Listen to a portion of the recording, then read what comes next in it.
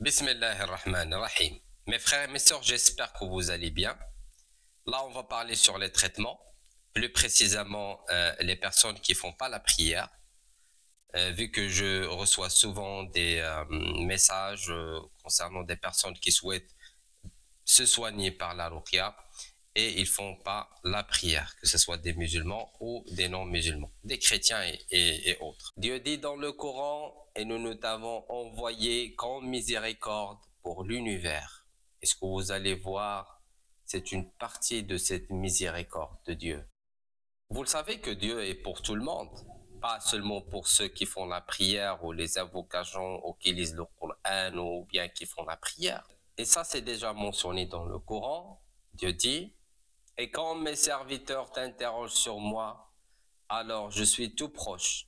Je réponds à celui qui me prie et qu'il répond à mon appel et qu'il croit en moi afin qu'il soit bien guidé. » Et si vous sentez que vous êtes loin de Dieu, et si vous sentez que votre relation avec Dieu n'est pas bien, vu les problèmes, les péchés ou d'autres causes, il faut s'adresser aux personnes qui sont proches de Dieu, les bien-aimés de Dieu. Ce sont les bonnes personnes qui ont la capacité pour connecter votre cœur et votre âme à la source divine, à la lumière, à Dieu. Nous, on traite les problèmes liés au mal occulte, les problèmes spirituels. On utilise la parole de Dieu, les noms sacrés de Dieu. Et tout ça, c'est par la volonté, par la force et par la lumière d'Allah tabaraka wa ta'ala. Je vais vous donner un petit exemple pour vous rapprocher un petit peu comment on traite les problèmes liés au mal occulte et comment on gère les conflits avec les entités dans le monde invisible. Si par exemple, vous étiez dans un pays musulman et que Dieu nous préserve, quelqu'un vous a agressé ou bien vous a pris votre argent ou quelque chose comme ça. Bien sûr, vous allez passer au commissariat pour porter plainte. Et bien sûr, le commissaire, il va pas te dire « Excusez-moi, on va pas traiter votre demande, vu que tu fais pas la prière, ou tu es chrétien ou bouddhiste ou autre. » Bien sûr que non. Nous sommes le commissariat de police et la brigade de la gendarmerie. Allah, il nous a donné la permission et le pouvoir pour menotter et mettre en prison ceux qui méritent, même s'ils fuient, même s'ils se cachent n'importe où. On a le pouvoir pour le capter à distance. On applique la justice de Dieu. Dieu dit dans le Coran, soyez stricts dans vos devoirs et que la haine pour un peuple ne vous incite pas à être injuste. Pourquoi je vous dis tout ça? C'est pour vous donner l'énergie de la confiance en Dieu, la confiance sur la parole de Dieu, et qu'il n'y a pas un mal ou une sorcellerie ou un djinn plus grand que la force de Dieu. Ce que je vous ai donné, c'est la clé de la guérison. C'est la clé qui ouvre les portes de la réussite dans la vie. Si vous avez une bonne intention et vous mettez ce que je viens de vous dire dans votre cœur, ça va vous aider à régler 30, 40, 50% des problèmes de votre vie. Le reste, ça sera seulement des programmes et des traitements à utiliser. Concernant le traitement, premièrement, c'est l'intention. Toute personne qui ne croit pas en Dieu, il ne va pas bénéficier de la lumière de la ruqya, ni la guérison, ni les secrets de la guérison, ni rien du tout. Pourquoi? Parce que à la base, nous, on utilise la parole de Dieu, les noms sacrés de Dieu pour soigner les patients et pour traiter les problèmes liés au mal occulte. Quelqu'un qui ne croit pas en Dieu ni à la parole de Dieu, il ne va pas bénéficier de cette baraka et cette lumière. Deuxièmement, il faut croire que c'est Dieu qui guérit. On est des causes, on vous propose des programmes de traitement, des produits, mais c'est Allah qui donne la guérison et c'est Dieu qui facilite la guérison pour les gens. On est comme une pharmacie. on vous donne les médicaments nécessaires.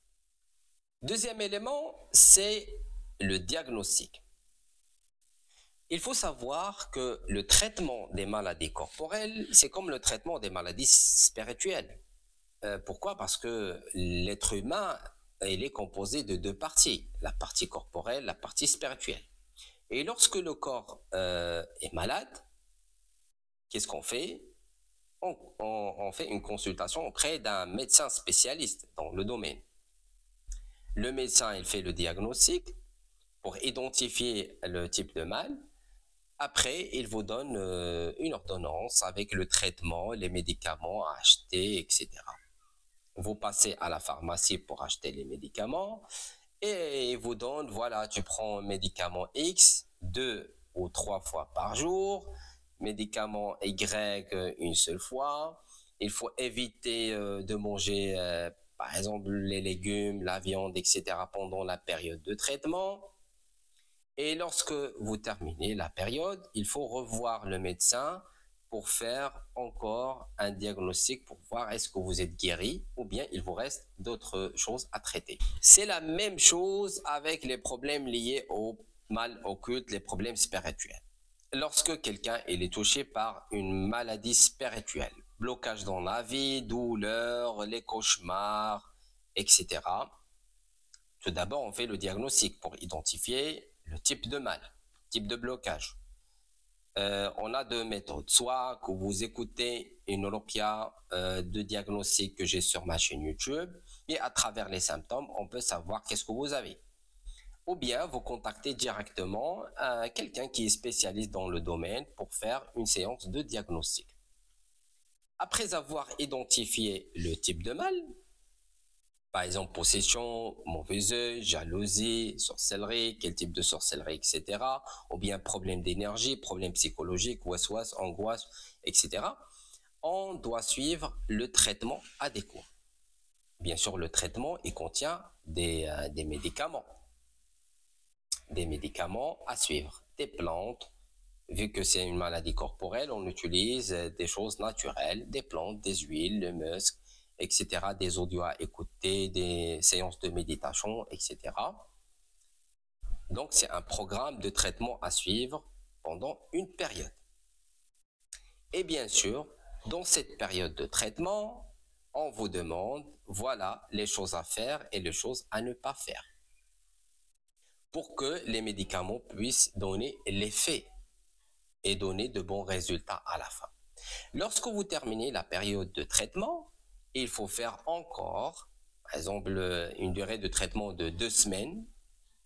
Il faut faire encore un diagnostic pour savoir ce qui vous reste. Est-ce que vous êtes guéri ou bien est-ce qu'il vous reste d'autres parties à traiter?